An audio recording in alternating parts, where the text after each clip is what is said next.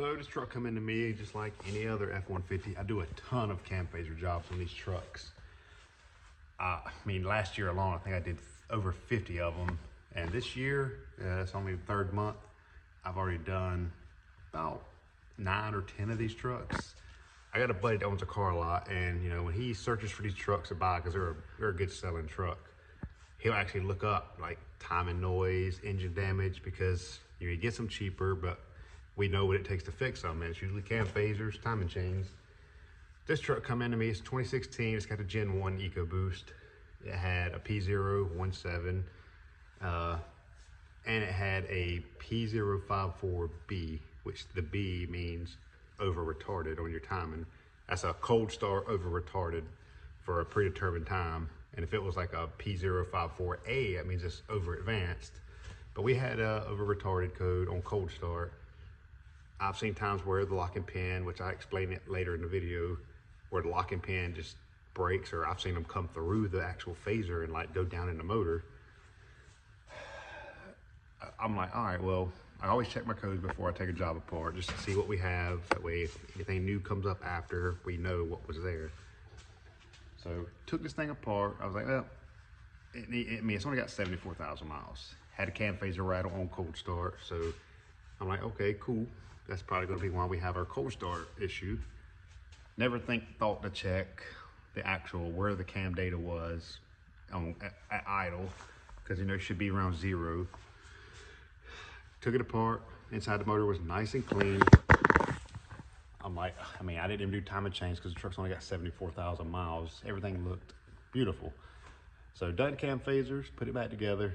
Now even the actuators. If the motor looks kind of dirty, I'll do new actuator or new solenoids for the VVT. Put it back together, crunk it up. Code was there. I'm like, all right, well maybe I forgot to clear the codes. I cleared the codes, crunk it back up. It had a stumble. It was running rough, kind of hunting for idle. I was like, that ain't good. Check the codes, it come up again, p0017.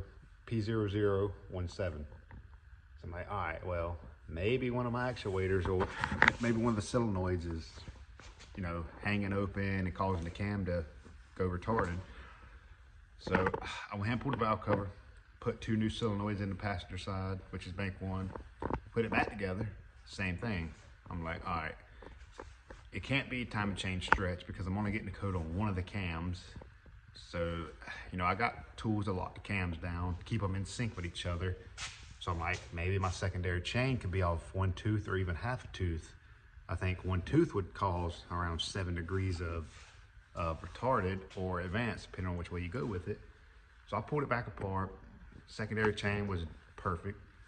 I'm like, all right, well, what else is there? I mean, we're getting to the point to where there's nothing left. So I'm like, the reluctor wheel on the back of the cam that's driven, it drives the actual vacuum pump. I'm like, maybe I need to see what's going on there. So I did have another good motor here I pulled the valve cover off of. So this is what I found. So this is a good engine I got sitting here. I went ahead and pulled the valve cover off so I can check the reluctor wheel or ring, whatever you want to call it, on this camshaft to kind of verify it with this one, because I'm running out of options and this is kind of the only thing I can think it would be. Turns out it is. So on the truck, it come in, it had camshaft B, bank 1 over or retarded.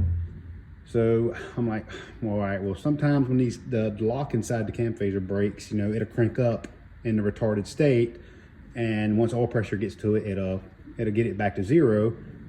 So I went ahead and done the cam phasers like normal, got rid of the rattle. But now, every time you crank it, it has the code, which same code it had before. Looking at it, it's hard to tell, but you can see the grind. Let me set this down. You can see where they ground the cam casting off, and you see this point here for the cam sensor. If you look at this one in the same position, you can see the casting where they ground it, but you can see how far back that point is right there. So that's why, like, when I look at the scanner data, it's saying it's negative 50 degrees retarded. And that's gonna be why. That ring slipped on the cam And makes it so bad, this piece is pressed onto the camshaft, and then it runs the vacuum pump. So I don't know if maybe one day that truck may have had a vacuum pump issue lock up, because I know there's some GM like Malibus that have an issue with the vacuum pump locking up and breaking the end off the cam. But you can see clear as day, that point should be point up. So what I actually did, you can't really tell in the video, but if you go back, you can see that piece is pressed onto the end of the cam, and it turned at least 50 degrees.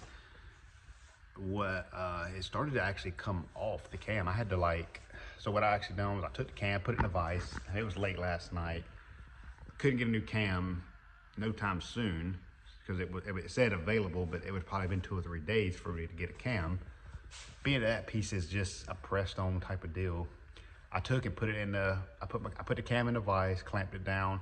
I took and heated up that piece, just went around, heated it, and where the vacuum pump slots in, I just took a big wrench, put on that, and it turned fairly easy once I heated it up. And I got it, as you've seen in that video where I was talking about the casting of the cam, but on the whole opposite side, the point of the cam lobe, there's another one of those notches on the reluctor, and it goes dead straight up and down with that point on the camshaft. So what I done was I just lined it up, and it's one of those things, it's kind of a guessing game, but not really, because it just needed to be really close. I got it dead on, and I actually had to put the cam in the press and press that ring back down on. Once that thing cooled, it was like locked down. But what I actually done after I pressed it back down, I took and cleaned it up good, and I TIG welded just a little portion of it, which is like a very common thing to do on LSs with their reluctor wheels.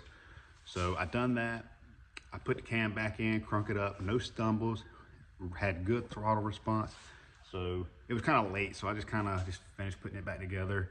So I'm gonna crank it up and check the actual data and see where the cam's at, because before it was -50.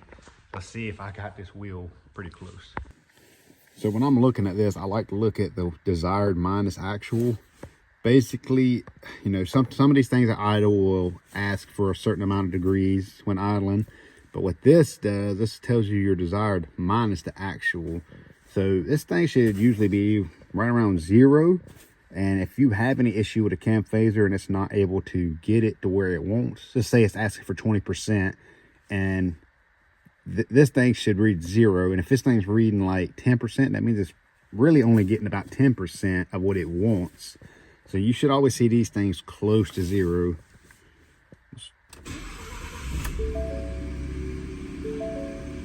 Like just cranking up, it just cranks up so much better. So this is the one we actually done, our exhaust B camshaft, bank 1. And you can see we are pretty spot on with actually bank 2. So I feel pretty good about what I did.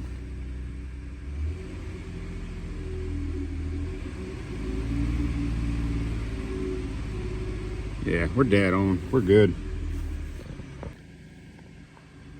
Kind of a relief to not have a check engine light when you crank it up, because it would come back immediately every time you would cut it off and re-crank it. Even like the throttle response is just so much better, because the cam was actually in the right position to begin with, but the truck did not think it was, if that makes any sense. This thing is beautiful. Time to ship it out. So small things like this help teach you things when doing things. Like, I mean, even though I've done this job in the last 2 or 3 years, I've probably done over 100 of these, and you always see something different. But this will be something I will always remember. And when I'm taking these apart and I have that code, even if I don't see the code, I'm gonna probably be rotating the motor around and just checking to make sure that one notch on the reluctor wheel is lined up with the point on the cam, just so I know there's nothing else driven off any of the other cams, just that vacuum pump, and that's the one that slipped. So from now on, when I do these jobs, I will be checking to make sure that reluctor is where it should be. But one of them things, this video helped you out, throw a like on it, and I appreciate you watching. We'll see you in the next one.